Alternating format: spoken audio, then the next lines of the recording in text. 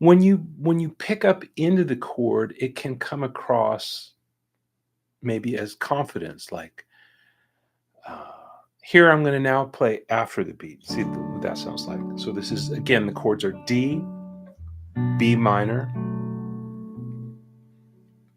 G, E minor. So I'm going to play after the chord changes.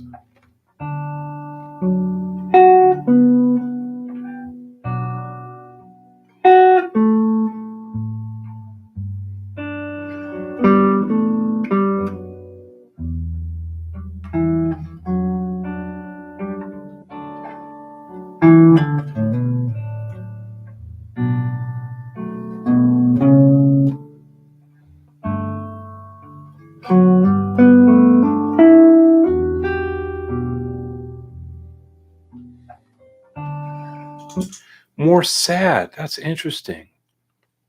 Great. So I'm not intentionally trying to play more confident or more sad, but something does happen when uh, you just start your phrase in different places. It's a really simple idea, but it can have a real effect. Sounds like call and response when you play after. I wonder if some of you have guitar in hand.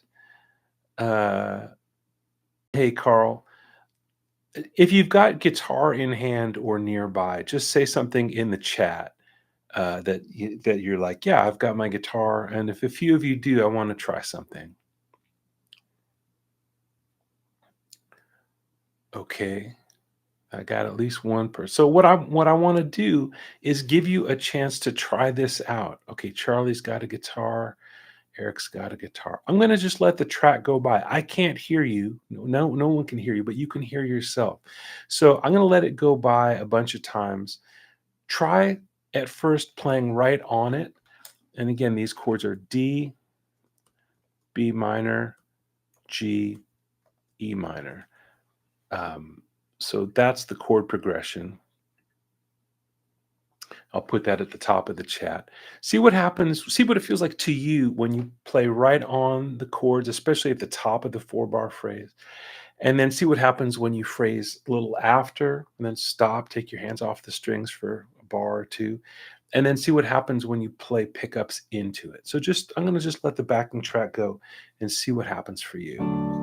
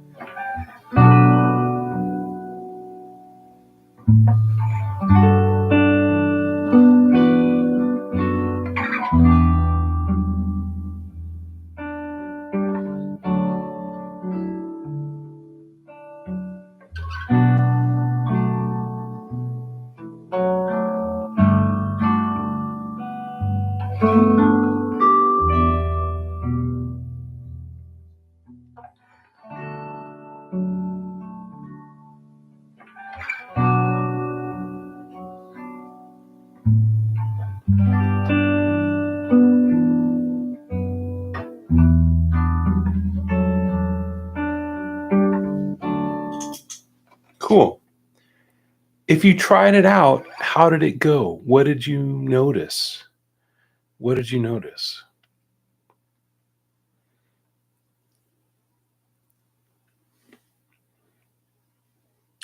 Yeah, it's interesting to vary it. And it's good to notice what your general habits are. Like, um, Yeah, it's good to notice which way you tend to go, and then being aware of that gives you an awareness that you could try it a different way sometimes. So cool. Anyone else notice anything? Huh. Sean, I love that. That's a really great analogy. He says it's like whether on a train you prefer sitting facing the direction of travel to see what's coming or facing the other way to reflect on what's passing. Yeah, really nice. Um, I mostly notice I need to tune my guitar. Sure. Funny, I never tried comparing before. I never led the progression, but it created a totally different feeling. Allows you to sing. Feeling in time when playing on the changes more like skating when not thinking. Yeah.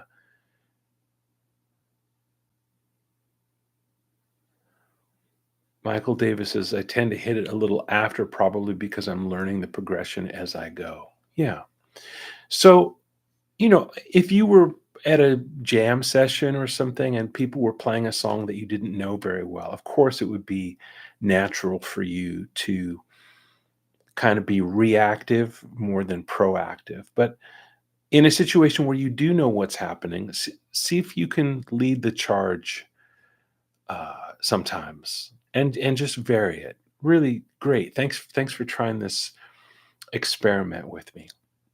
Okay, the next thing I wanted to talk about is choosing a beat as a target, someplace a little down the road, a couple of bars down the road, and seeing if you can land there. So I'll use the same backing track just so I don't have to make a new one. Um, and it's a four measure progression. So what I want to think about, and there's no particular, I'm just thinking of this kind of randomly. I want to think about measure three, beat two. So thinking one, two, three, four, two, two, three, four, three, two, four, two, right? So is that clear what I mean by measure three, beat two?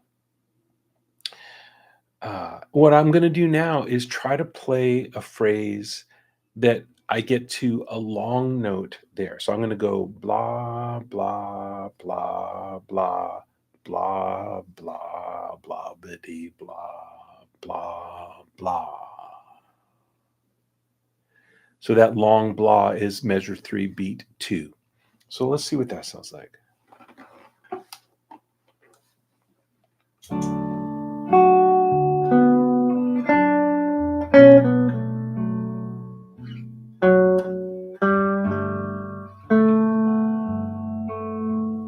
That was beat two. I'll count out loud.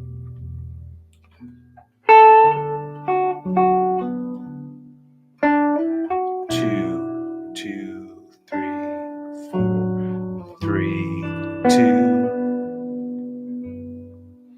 And wherever I land, I'm just going to stay there again. 1, 2, 3, 4, 2, 2, 3, 4, 3, 2. I'll do one more time. 1, 2, 3, 4, 2, 2, 3, 4, 3, 2, and I'll land there. Everybody get the idea of what I'm doing? I'm just making a target, and anything else that happens can just be freestyle. But an interesting thing happens, at least for my brain, and maybe for yours too, is if you give yourself a target, it can actually be a little freeing uh, because you only have one job, is just to keep track of the time and land there. I'm not necessarily picking a particular note, though you could. Let's say I always want to get to B. This is now a twofold exercise. I want to get to measure three, beat two, and the note is B. this particular beat, first string, seventh fret. So let's see. One, two, ready, go.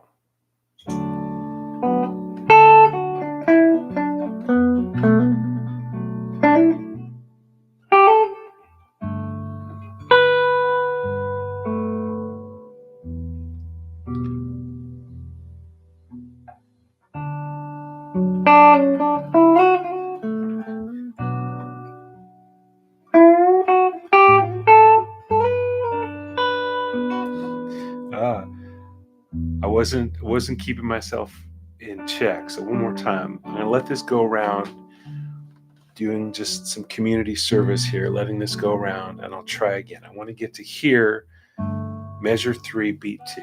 So I can't go too high, otherwise I've got to jump back. Here we go.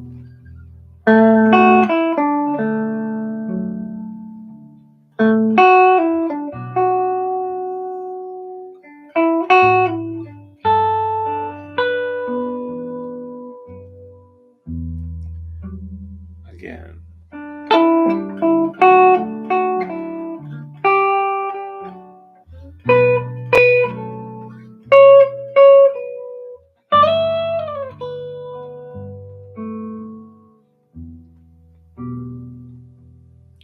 Try something else, something more jagged.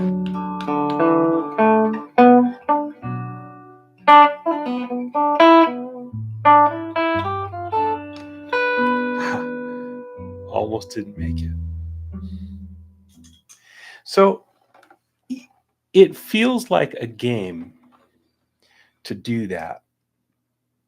But again, for me, I find that it leads me to play something fresh. It's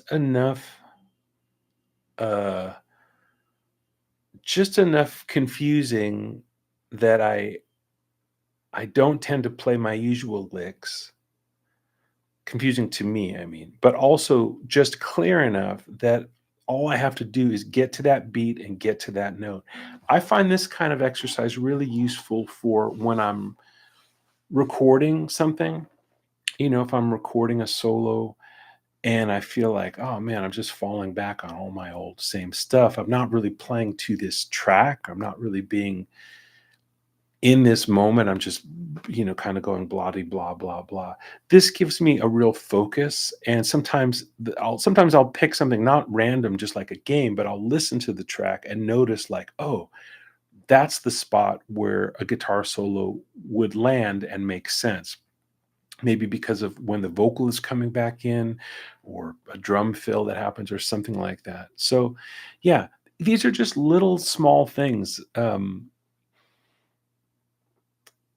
And that's by design. I don't want to have you to guys to have to carry around like this, you know, big page of ideas with you when it's time to improvise. These are just little ideas that I think you could write on a napkin or on a fortune cookie wrapper. Real simple stuff.